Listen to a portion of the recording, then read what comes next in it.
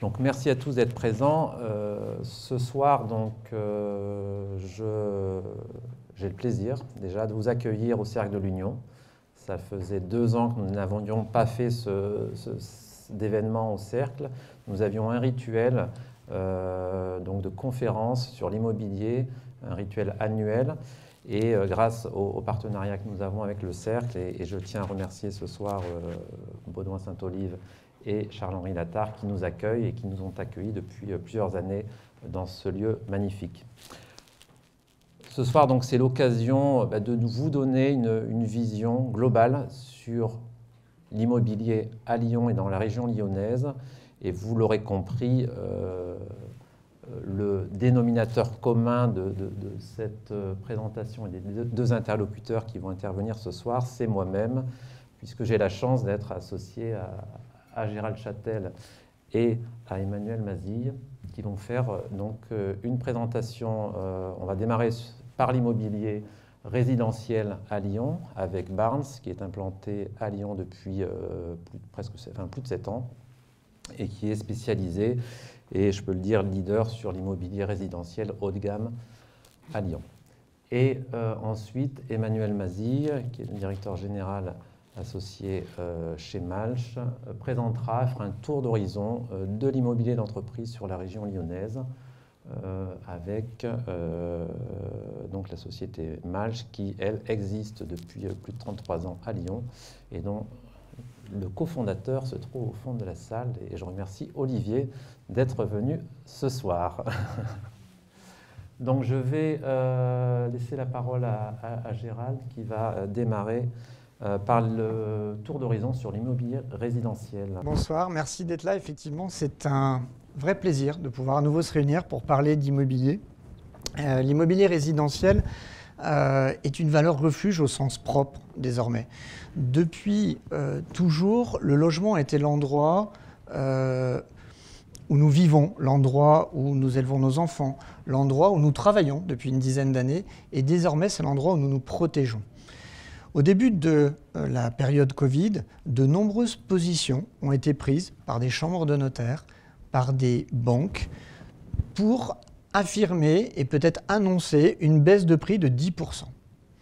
C'est tout le contraire qui s'est passé. La demande a largement augmenté dès la fin du premier confinement.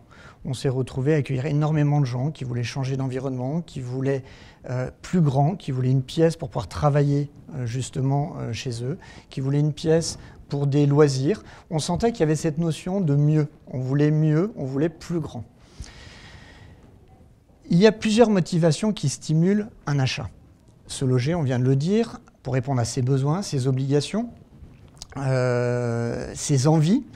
Et il y a également le fait de créer un capital, de consolider sa retraite, de transmettre un patrimoine et réduire ses impôts, voire compléter ses revenus. Tout le monde, pour autant, ne souhaite pas acquérir un bien et tout le monde ne peut pas acquérir un bien. La location est donc un autre moyen de se loger. Je conseille mes clients depuis plus de 25 ans sur notre belle métropole. Avec les 4 bureaux Barnes, nous couvrons la totalité du Rhône en vente, achat, location et gestion locative également. Je vous propose de commencer tout de suite. Regardons ensemble ce que le marché révèle. 1 178 000 transactions relevées par la Commission des statistiques des notaires de France. C'est une année de tous les records. 158 000 transactions de plus en 1 an. 39% en 5 ans et 49% en 20 ans. Soit 385 000 ventes de plus qu'en 2001. La dernière année pour acheter en francs. Donc il y a 20 ans, effectivement, on faisait 385 000 transactions en moins. Lorsque le nombre de ventes atteint 840 000 transactions, le marché est considéré comme en bonne santé.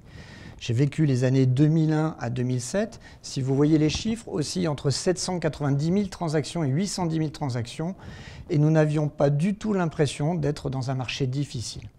Donc on se rappelle effectivement à ce qu'un marché normal se situe plutôt autour de 850 000 transactions. Formulé autrement, même si le marché retrouvait ses volumes, nous ne pourrions pas parler de crise. Et pourtant, je pense que la presse se déchaînerait. Donc on peut s'attendre à un moment donné à avoir effectivement un marché qui arrive à un moment donné à une stabilité, tant au niveau des prix que des volumes, et redeviennent à la normalité. Regardons les chiffres que nous avons recensés chez Barnes. C'est exactement la même chose. 13,5% d'appartements vendus en plus. Nous avons 24% de maisons vendues également en plus. Donc c'est également pour nous une année incroyable. Regardons comment les prix se comportent. Au niveau des prix, commençons par les appartements. La ville de Lyon se positionne à la 2e place des villes les plus chères de France désormais. Donc vous avez un prix médian à 5 050 € du mètre carré, c'est une évolution de 6%, qui fait suite à une hausse successive des prix depuis 2016 tout de même. Donc on est passé de 2016 à 2021 successivement avec des hausses qui étaient entre 8 et 11% par an. Paris, désormais, est à 10 700 € au niveau de son prix médian. Ceci étant, on relève que cette année, Paris n'a eu une hausse que de 0,6% de ses prix. Donc on est vraiment dans un marché qui stagne complètement sur Paris. Tandis qu'à Bordeaux, on est à 4 580 € du mètre carré. C'est 3,8% de plus que l'année dernière. Et à Saint-Étienne, on est à 1 000 € du mètre carré. Et pourtant, une hausse de 9,8% des prix encore cette année. Barnes-Lyon enregistre de son côté une médiane à 6 966 € du mètre carré. Nous sommes sur un segment standing, grand standing, ce qui effectivement appelle à une médiane nettement plus haute. Ceci étant, la hausse enregistrée chez nous cette année est également de 0,88%. Donc on est assez proche de l'évolution sur le segment standing, grand standing de Paris. Nous pouvons nous attendre à un plateau des prix désormais. On ne va pas forcément parler de baisse des prix, mais peut-être quelque chose qui va effectivement rester stable, puisque c'est ce qu'on constate cette année. Regardons maintenant les maisons. Alors ici, on voit que Lyon se situe à la 4e place des villes les plus chères de France, avec un prix médian de 402 000 €. C'est une évolution de 7,5% tout de même. Paris est en 2e position derrière Nice à 474 500 €. Avec une hausse pour les maisons qui est plus forte que pour les appartements, 5,5%. Tandis que nous retrouvons Bordeaux à la 6e position, à 384 000 € de prix médian, et une forte hausse enregistrée de 9%. À Saint-Étienne, les prix des maisons est de 214 300 € en prix médian, avec une hausse également importante de 7,1%. Alors effectivement, en appartement, on s'aperçoit que Lyon est 5 fois plus cher que la ville de Saint-Étienne, alors qu'en maison, elle est seulement 1,9 fois plus cher. Donc on voit cet écart également sur la typologie des biens. Barnes-Lyon, de son côté, enregistre une médiane à 1 120 000 €. Donc là, on a un positionnement sur les maisons qui montre effectivement qu'aujourd'hui, la ville de Lyon propose énormément de sujets de qualité et qui se vendent en grand nombre désormais. La hausse sur les maisons est enregistrée à 1,9%. Là encore, on peut s'attendre à un plateau des prix. Notre vente la moins chère sur la commune de Blacé, en Beaujolais, pour ceux qui connaissent, a été à 320 000 €, la vente de la maison. Et la plus chère a été sur la commune de Caluire, à 5 145 000 €. Donc il y a un écart également important dans un même département. Ici, on observe deux choses sur le segment du standing. L'écart des prix entre les arrondissements. Donc regardons un petit peu ce qui se passe. On voit effectivement que le 6e et le second sont deux arrondissements qui sont les plus chers. Et puis, je vous ai mis également une observation depuis 5 ans. Et là, on voit le bond en avant des prix, puisque c'est 44% d'augmentation des prix en 5 ans. Et c'est là où, effectivement, quand on met le parallèle des arrondissements côte à côte, qu'on se rend compte qu'on aurait dû tous acheter beaucoup plus de mètres carrés il y a 5 ans. Voilà, si on avait su tout ça. À noter que l'écart des prix entre le standing et le grand standing se situe dans un intervalle de 21 à 30%. Donc si vous voulez trouver le prix du grand standing prestige, il faut rajouter encore 30% à ces prix qui sont affichés ici. C'est pour vous donner une idée, on tourne plutôt autour de 9 000 € sur les biens de grand standing prestige. Vous pouvez encore ajouter un certain nombre de pondérations. Nous avons vendu un dernier étage terrasse dans le 6e à 13 759 € du mètre carré cette année. Donc on voit que toutes ces pondérations de dernier étage, d'espace extérieur, de terrasse vont encore s'ajouter à ces premières références. Alors, qui sont nos acheteurs? Peut-être que je n'avais pas passé cette slide. En tous les cas, on voit qu'effectivement un certain nombre d'arrondissements se regroupent. Le 2e et le 6e sont assez proches en termes de prix. Le 1er et le 4e, le 3e et le 7e désormais sont exactement au même prix de vente. Le 5e est tout seul à 5 280 € et les 2 arrondissements qui ont toujours été les moins chers de Lyon, le 8e et le 9e. Alors, qui sont nos clients? Nos clients ont une moyenne d'âge de 48 ans. Ils sont pour 91% des particuliers. Ils achètent à 2, à 75% des cas, et ils sont déjà installés dans le Rhône pour 69%. Pourquoi ce dernier taux augmente sur le segment du haut de gamme? Bien tout simplement parce que la mécanique de l'achat-revente. En fait, à partir du moment où vous possédez un bien dans une ville dont les prix ont fortement augmenté, ça vous laisse effectivement la place pour continuer à effectuer des achats. On a vu que Lyon était la 2e ville la plus chère de France. Forcément, pour les gens qui habitent une autre ville et qui arrivent et qui sont mutés sur Lyon, c'est plus difficile, si ce n'est d'arriver de Paris. Lorsque l'on prend connaissance de ces chiffres, on voit immédiatement aussi qu'il s'agit d'un marché d'utilisateurs. On parle alors de la pierre coffre-fort. On n'est plus du tout à la recherche de rendement, on est à la recherche de sécurisation et d'un investissement dans des villes dont le marché aujourd'hui est reconnu comme un marché de qualité, un bassin d'emploi remarquable et tout ce qui va effectivement consolider la valeur des prix. Lyon a toujours été un marché stable. On n'a jamais eu la moindre bulle, on n'a jamais eu d'étrangers, on n'a jamais eu des gens qui sont venus faire des investissements pour complètement déstabiliser les prix, puis partir soudainement et redéstabiliser un marché. Donc c'est un marché qui a toujours été stable et on ne risque pas du tout la bulle, malgré l'augmentation de 44% sur ces 5 dernières années. Sachez qu'au niveau national, le marché d'utilisateurs est de 85%. C'est d'autant plus rassurant le fait que nous soyons à 91% d'utilisateurs. C'est vraiment notre bassin d'emploi qui aujourd'hui attire les acquéreurs. C'est donc un marché qui est toujours plus fort.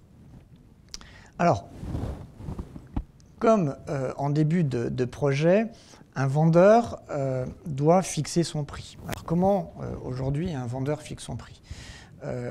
La plupart du temps, il regarde les biens dans lesquels il voudrait se projeter, acheter, et puis il additionne à ce prix d'achat les frais de notaire, il additionne à ce prix d'achat les travaux qu'il envisage de faire, puis après il nous appelle, et puis il nous dit, ben voilà, je vais vendre parce que je vais acheter ce bien-là.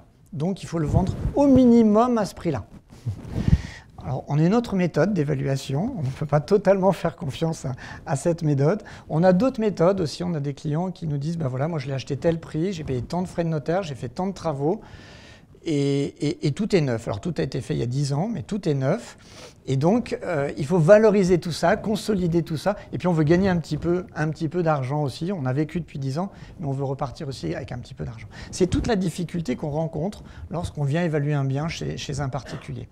Nous, on va retenir une méthode. L'ensemble des consultants Barnes ont une même méthode d'évaluation. Et on part d'abord de la typologie des facteurs à considérer. Donc il y a les facteurs physiques, la construction en elle-même, la qualité d'architecture, les équipements, l'isolation, la sensibilité de nos clients à la qualité du bâti, à la qualité des matériaux qui ont été mis. C'est très important sur notre marché.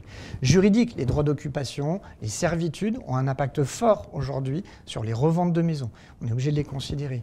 Et au niveau économique, si le bien est vendu loué, eh bien effectivement, il y aura une notion de revenu et de rendement. Si le bien est vendu nu, il y aura une notion de conjoncture. On est en plein dedans, on verra ce que ça peut effectivement donner, mais la conjoncture est très importante en matière immobilière. Ensuite, nous classons les biens sous 4 catégories. Donc, je vous ai parlé de 2 segments. Le grand standing et le standing, c'est là où nous intervenons le plus. Il y a également ce qu'on appelle le normal. Normal confort, c'est un bâtiment qui est construit avec des matériaux de qualité d'isolation phonique et thermique qui sont bonnes, mais qui sont des matériaux simples. Et puis, il y a une 4e catégorie, ce qui est le moyen, le bas de gamme, ce qu'on va appeler communément le bas de gamme, qui est un bâtiment dans lequel vous n'aurez pas de confort phonique ni thermique, et avec souvent des niveaux d'équipement qui sont tout à refaire et tout à changer.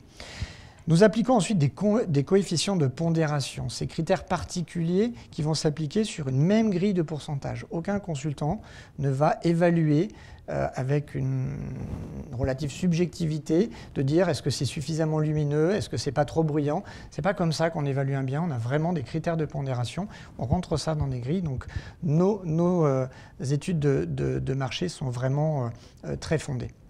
Alors, c'est très important. C'est très important de positionner tout de suite le prix.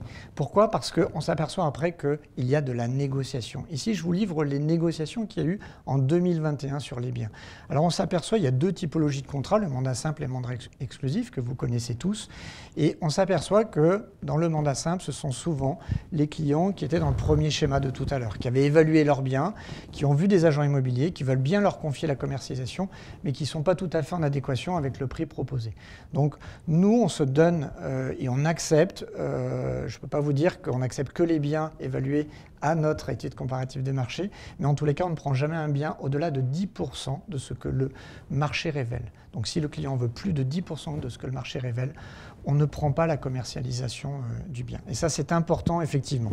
Donc derrière, on s'aperçoit que ceux qui nous font confiance et nous confient ce mandat exclusif, il y a très très peu de négociations derrière, et tous les biens qui sont rendus uniques au prix du marché ne subissent pas de négociation, voire très peu de négociation. On est à 3,3%, donc finalement, c'est quand même un taux qui est relativement maîtrisé. Regardons ensemble maintenant les délais de vente. Alors un bon délai de vente, c'est quoi? C'est le temps écoulé entre la mise en vente et la signature de la promesse. Et aujourd'hui, il faut que ça soit inférieur à 90 jours. C'est très important qu'une vente puisse se faire dans ces 90 premiers jours. Alors là, on parlera d'un délai qui serait maîtrisé. Pas nécessaire non plus de vendre en une semaine. Ça n'a pas de sens de vouloir effectivement précipiter une vente quand on sait que ça peut être aussi liquide qu'en 3 mois. Il faut que le bien réponde à la demande et qu'il soit au prix du marché. Alors seuls les biens banalisés et surévalués aujourd'hui vont subir de l'attentisme. On verra que dans le graphique qui va arriver, on a déjà 72% de nos ventes qui se réalisent en moins de 90 jours. Donc ça, c'est quand même très intéressant. Sur la typologie des mandats, on revient exactement à la même chose, mais c'est par rapport au positionnement du prix. Plus vous êtes loin du prix, plus le délai de commercialisation sera long, puisqu'on prendra le temps d'arriver au bon prix. Et là, on s'aperçoit que le délai moyen de commercialisation sur les mandats simples est de 105 jours, alors que sur les mandats exclusifs, on est à 74 jours de délai moyen de vente. Sur des biens haut de gamme, standing, grand standing. Donc ça reste un produit très liquide, l'immobilier. Et ça, c'est quand même important de l'entendre. Pourquoi le délai moyen de vente est si important? Parce qu'au bout d'un moment, votre bien va se banaliser. Et tout le monde, la ville de Lyon n'est pas si grande que ça. Et il n'y a pas tant d'offres que ça non plus. Donc les gens commencent à repérer ces biens qui sont en vente depuis 1 mois, depuis 3 mois, pardon, depuis 4 mois, depuis 5 mois, et ainsi de suite. On appelle ça dans notre jargon les nanars. Donc, le gain final, si on regarde ces 2 slides que je viens de vous passer, nos clients gagnent 23 000 € par tranche de 1 million et ils gagnent 31 jours de commercialisation. Donc c'est quand même pas rien et c'est pas négligeable d'avoir tout de suite ce bon positionnement. Nos clients sont des gens qui sont très accompagnés, ils ont beaucoup de conseils, ils ont beaucoup d'expérience en termes d'achat immobilier et ils n'achèteront pas au-dessus du prix du marché. Ils sont très bien renseignés. Donc ça aussi c'est important de le comprendre au départ. Un rapide aperçu sur ce graphique qui est là pour nous montrer à quel moment l'offre et la demande sont plus équilibrées. On s'aperçoit quand même que dans le premier semestre, c'est plus équilibré. Il y a une tendance assez forte de mise en vente et il y a une forte demande. Et sur le deuxième semestre, on s'aperçoit qu'il y a un petit peu moins de biens qui sont mis en vente à partir du mois d'août. Regardons ce qui se passe sur le marché de la location en termes de prix. Alors, ce que l'on note ici, c'est qu'il y a moins d'écart entre les arrondissements que tout à l'heure au niveau du prix au mètre carré. On a un marché qui est plus homogène sur les prix de la location. Donc ça, c'est aussi intéressant de l'entendre quand on est investisseur. Barnes, cette année, a défendu les loyers de ses bailleurs à 23 € du mètre carré sur un prix médian et nous étions à 22 € en 2020. Donc on voit que c'est également un marché assez stable et assez stagnant. Alors, évidemment, vous allez me dire, oui, mais qu'est-ce qui va se passer avec l'encadrement des loyers? L'évolution qui existe depuis le 1er novembre 2021, suite à la loi Elan, s'applique uniquement à la ville de Lyon et Villeurbanne. On n'est pas sur notre métropole. Donc, l'encadrement des loyers va s'appliquer à la première mise en location, au changement de locataire et au renouvellement de bail. Il y aura 4 critères à prendre en considération. La zone géographique, l'époque de construction, la typologie et le fait que votre appartement soit meublé ou non meublé. Il y a un prix de référence qui est donné par la métropole. Ensuite, ce prix de référence est plafonné. Ce plafonnement est également donné par la métropole. Et il y a également, en tout dernier, ce qu'on appelle un complément de loyer. Les compléments de loyer sont des critères que la métropole n'a pas souhaité statuer. Donc si à un moment donné une contestation, ça se passera devant un juge et au tribunal avec votre locataire. Le complément de loyer, il doit se justifier des critères particuliers de votre logement à l'intérieur de son environnement et de sa copropriété. Donc tout ce qui lui est propre peut permettre d'ajouter à ce plafonnement un complément de loyer tout de même. Donc ça, c'est également notre travail de vous aider, de vous accompagner pour vous dire à quel moment on doit rester dans le plafond et à quel moment on peut aller ramener un complément de loyer et sécuriser sereinement la relation avec votre locataire. Regardons les intervalles. Alors les intervalles qui nous sont donnés sont sur la zone 1 entre 14,20 € et 22,90 €, sur la zone 2 entre 13,40 € et 21,20 €, sur la zone 3 on est entre 13,10 € et 21,60 € et sur la zone 4 entre 12 € et 20,90 €. Donc ça, ce sont les intervalles en fonction de ces 2 critères qui restent à affiner. C'est l'année de construction en fait, de votre bien et sa typologie. Ici, quelques chiffres pour mieux comprendre qui nous sommes. Alors, nous avons 1100 consultants dans le monde et 115 bureaux. Nous sommes sur Lyon, sur France, avec 50 bureaux, 4 bureaux sur Lyon. Je dis Lyon, mais nous sommes en fait sur le 2e arrondissement, le 6e, le 4e et la commune d'Écully. Nous avons 31 consultants sur le terrain et 13 collaborateurs en back-office. C'est une véritable organisation d'entreprise pour sécuriser vos projets. Nous réalisons une vente tous les 2 jours au prix médian que je vous ai communiqué tout à l'heure, tant sur les maisons que sur les appartements. Donc il y a minimum 4 ventes par semaine chez Barnes Lyon, et ce depuis maintenant 2 ans. Nous avons vendu cette année pour quasiment 162 millions d'euros d'immobilier à Lyon. 119 biens sont déjà en stock chez Barnes, c'est-à-dire malgré toutes ces ventes, ces 152 ventes qui se sont faites, il y a encore 119 offres actuellement qui sont proposées. On a 31 ventes qui ont déjà été faites depuis le 1er janvier, 66 jours de délai moyen de vente, donc il a raccourci, nous étions à 74, on est redescendu à 66 et nous avons 89 nouveaux prospects par semaine. Donc la demande, elle est toujours là, elle est toujours aussi forte. On a eu énormément de demandes également d'avis de valeur. Peut-être un petit peu moins de mise en commercialisation en ce début d'année. Je pense que c'est toujours un peu ces périodes, on le voyait sur le graphique tout à l'heure, janvier-février. Normalement, sur mars-avril, on serait amené à nouveau à proposer encore plus de biens. Alors, je souhaitais là parler de différents sujets qu'on va passer assez rapidement, mais c'est important. Le DPE, c'est la nouvelle méthode de calcul du DPE. Désormais, nous ne prenons... Je vous en prie, installez-vous, hein, ça ne me dérange pas du tout. Venez vous asseoir. C'est pas un problème. Asseyez-vous, il y a des places. C'est important de comprendre que le DPE, désormais, nous ne prenons plus en considération la consommation de l'occupant. Le DPE est uniquement fait sur la qualité du bâti, sur les mètres cubes du bâtiment et sur les niveaux d'équipement. Donc il y aura des considérations de chauffage qui sont pris à 19 degrés l'hiver, une climatisation qui n'est pas plus froide que 23 ou 24 degrés. Il y a un certain nombre comme ça de critères qui ont été donnés pour que les DPE soient tous faits de de la même manière et non pas en fonction de la consommation de chauffage de l'occupant. Donc ça amène une vraie précision, notamment sur les immeubles anciens. Les DPE sont améliorés. Si vous avez un mauvais DPE, il n'est pas rare de voir que dans la nouvelle méthode, le DPE soit amélioré.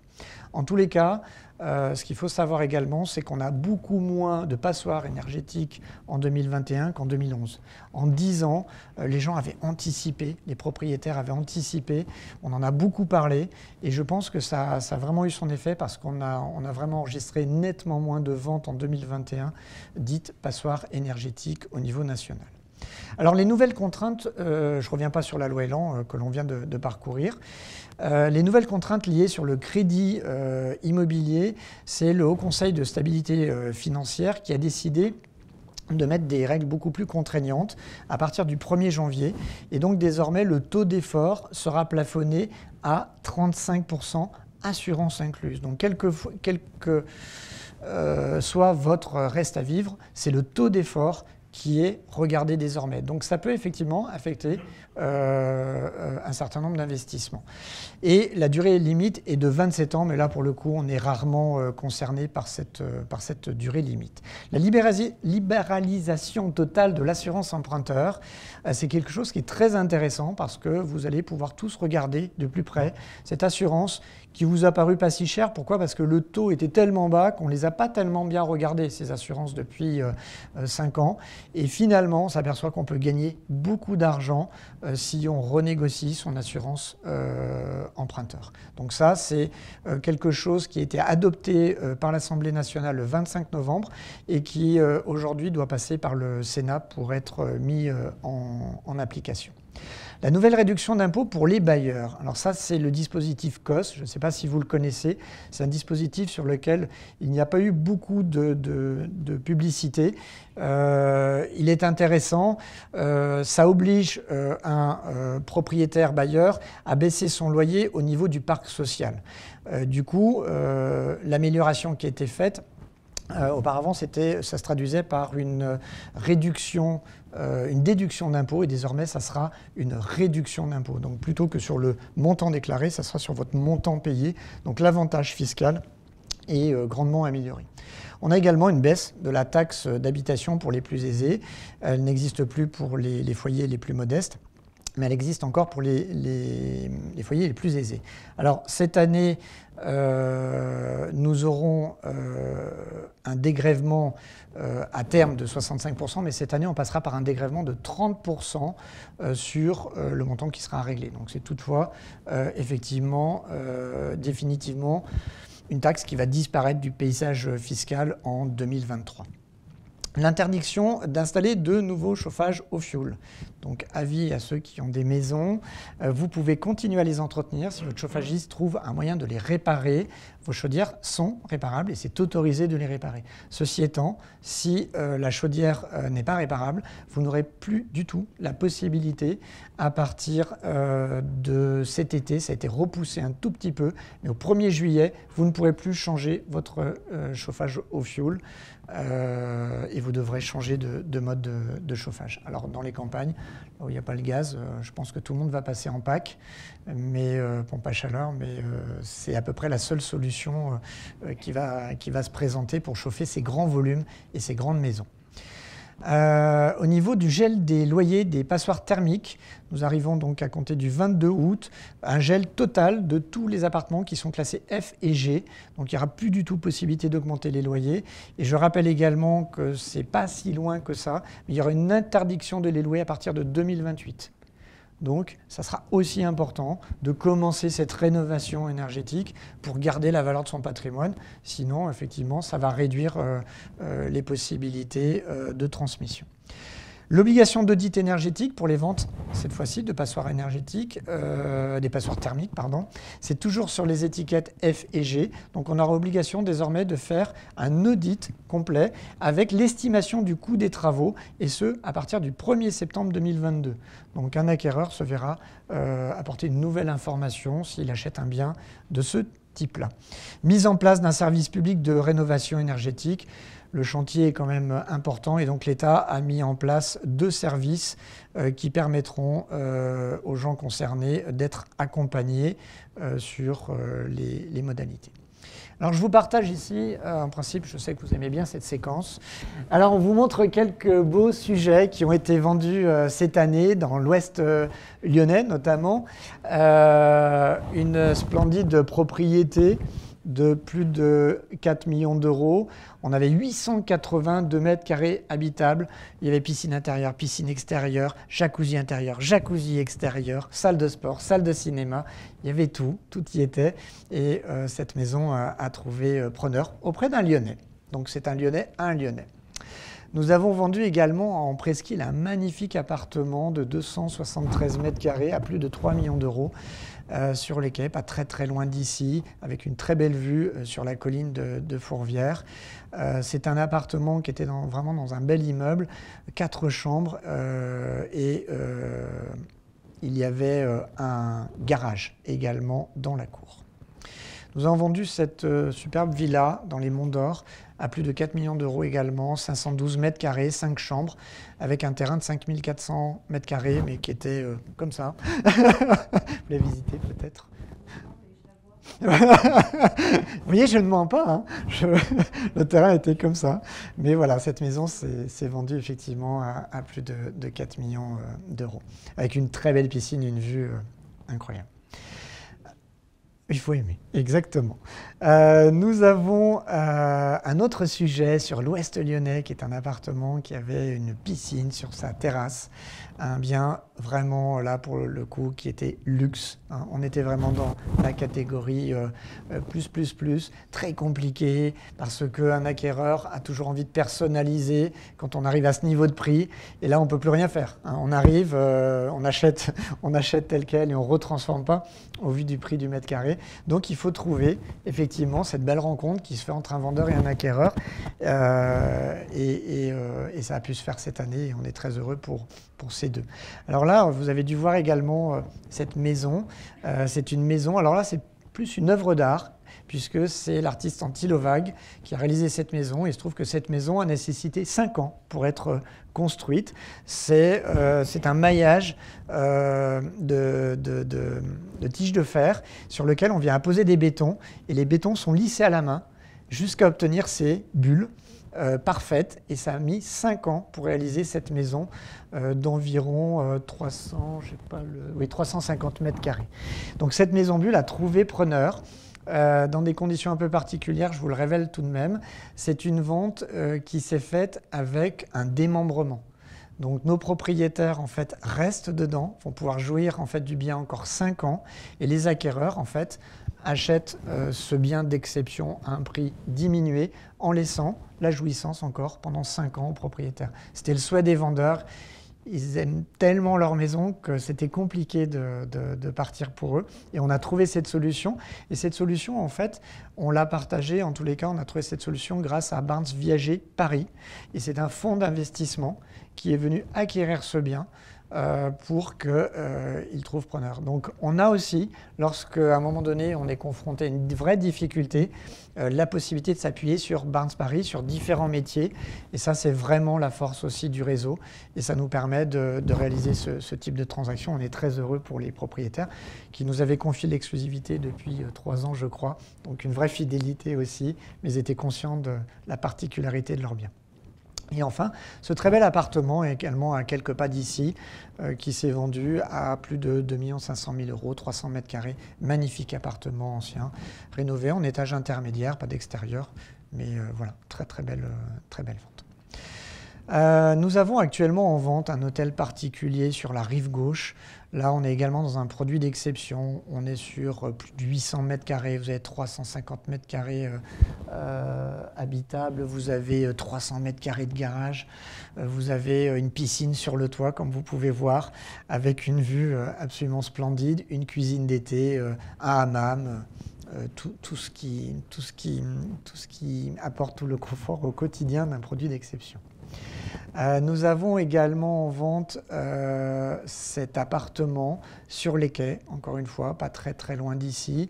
C'est un appartement qui est vraiment très bien rénové, de 155 mètres carrés, un tout petit peu plus d'1 million d'euros, avec parking privatif. Donc ce qui est assez rare pour le confort au quotidien. Et à la Croix-Rousse, une maison, et là ce sont des sujets aussi très rares aujourd'hui, et donc vraiment une jolie offre à nouveau. Alors, ce qui est important quand vous choisissez votre agence, c'est aussi aujourd'hui d'avoir de l'exigence. Ce que nos clients ont avec Barnes et ont compris, nous avons effectivement des clients exigeants, mais c'est ce que nous aimons. On a une organisation qui est prête à cela. Je vous le disais, on a un back-office de 13 personnes et toute cette organisation aujourd'hui accompagne les consultants pour consolider la vente de nos clients. Et je pense qu'aujourd'hui, la première chose qu'il faut exiger de son agence, c'est une clause de satisfaction, d'insatisfaction dans le mandat. C'est cette capacité de pouvoir résilier le mandat à tout moment. La loi Gay de 1970, je vous le rappelle, ne vous permet pas de dénoncer votre mandat dans les 3 premiers mois. C'est une irrévocabilité. Ça, c'est quelque chose, chez Barnes, on ne le conçoit pas. Et on a intégré une clause de satisfaction pour que le client se sente libre dès la signature. Et si toutefois, effectivement, nous manquions à nos engagements, il pourrait renoncer au mandat. Il faut également exiger la conformité RGPD. On a beaucoup trop de documents qui se promènent, qui sont photocopiés dans des sacoches de consultants, qui peuvent être sur des bureaux d'ordinateurs. Un ordinateur est volé. Vous avez vos documents, vos taxes foncières, vos pièces d'identité, tout d'un seul coup est disponible aux plus mal intentionnés. Nous avons chez Barnes effectivement mis un haut niveau d'exigence à ce niveau et nous sommes conformes aux exigences RGPD et c'est un travail de 18 mois qui a été mis en place et nous avons reçu cette conformité au mois de décembre. Donc on est très fiers de ce travail qu'on a mis en amont parce qu'aujourd'hui c'est avant tout sécuriser également vos données qui comptent. Le respect du code de déontologie, beaucoup de professionnels l'ignorent, mais la profession s'est dotée d'un code de déontologie au mois de septembre 2015 et nous l'appliquons au quotidien. Il s'agit pour Barnes de s'astreindre à des obligations morales professionnelles et ça nous semble aussi évident dans ce type de transaction.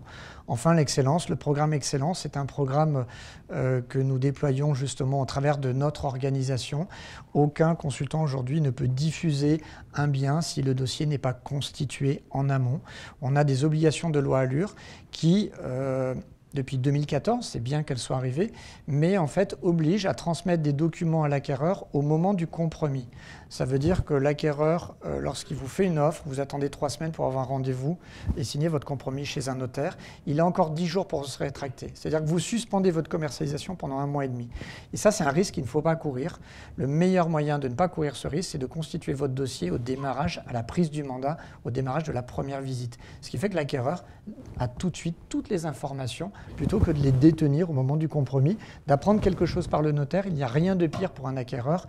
Il se sent pas en confiance et on a beaucoup de rétractations qui pourraient avoir lieu. Donc on a décidé, nous, de ramener l'obligation de la loi Allure au moment du compromis, on l'a ramené au moment de la commercialisation et du mandat. Et je pense qu'en dernier, la chose qu'il faut exiger, c'est également cette obligation réglementaire qui nous est faite, c'est que les consultants doivent suivre au minimum 14 heures de formation par an pour renouveler leur carte. Et nous contrôlons cela chez tous nos consultants et nous apportons une formation également en continu. Enfin, je vous présente rapidement cette frise, simplement pour vous rappeler que ces 4 agences et 44 collaborateurs à Lyon. Je crois que le contexte aujourd'hui conjoncturel est vraiment encore maîtrisé. Je sais que les événements de ces dernières semaines nous interrogent beaucoup, mais je ne m'aventurerai pas sur ce terrain à vous faire la moindre analyse. Simplement...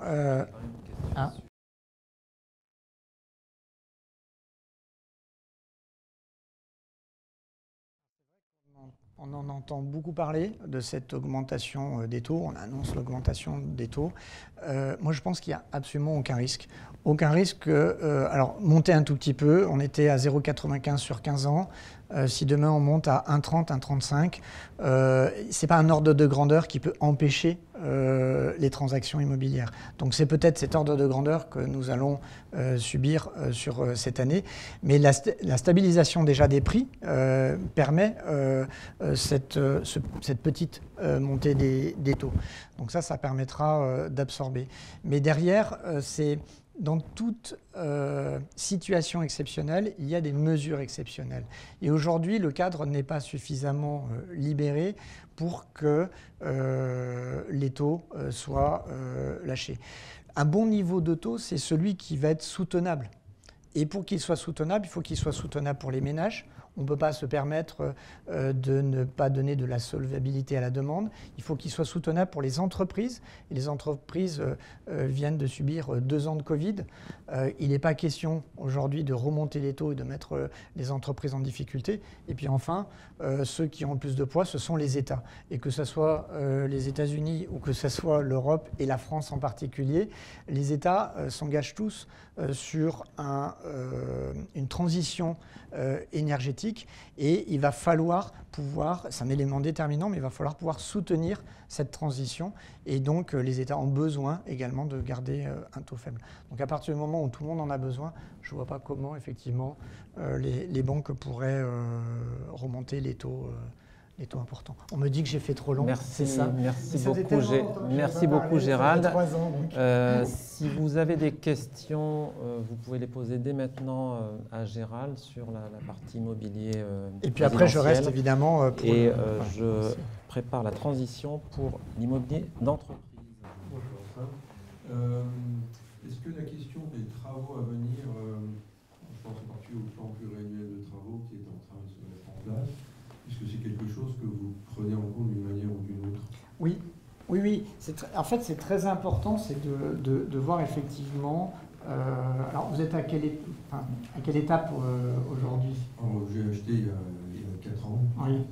Et puis je suis de conseillers syndicaux, de 2 conseillers syndicaux, et donc on se pose beaucoup de questions sur les travaux à venir. Moi, j'ai toujours incité les conseillers syndicaux à entretenir leur patrimoine. Tous les travaux qui sont réalisés, que ce soit sur la structure, sur l'isolation, les travaux effectivement, lorsqu'une copropriété vote collectivement la rénovation de ses fenêtres, il y a un impact si la production de chauffage est collective.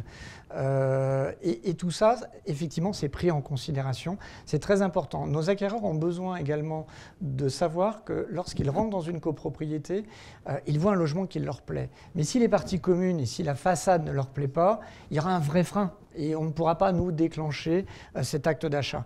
À l'inverse, si on voit qu'il y a un programme de rénovation, les gens comprennent et acceptent. Alors, il y aura un impact peut-être sur le prix de vente aussi, mais ça permettra de rassurer cet acquéreur qui va pouvoir investir lourdement dans la rénovation de son logement et de se dire qu'il y aura une cohérence entre sa rénovation de logement et la rénovation de l'immeuble. Donc oui, c'est vraiment quelque chose de très, très important de continuer et d'étaler les dépenses parce que ça ne peut pas non plus être fait tout d'un coup ou par injonction non plus. Donc oui, j'insiste vraiment la rénovation. Est-ce qu'il y a d'autres questions ?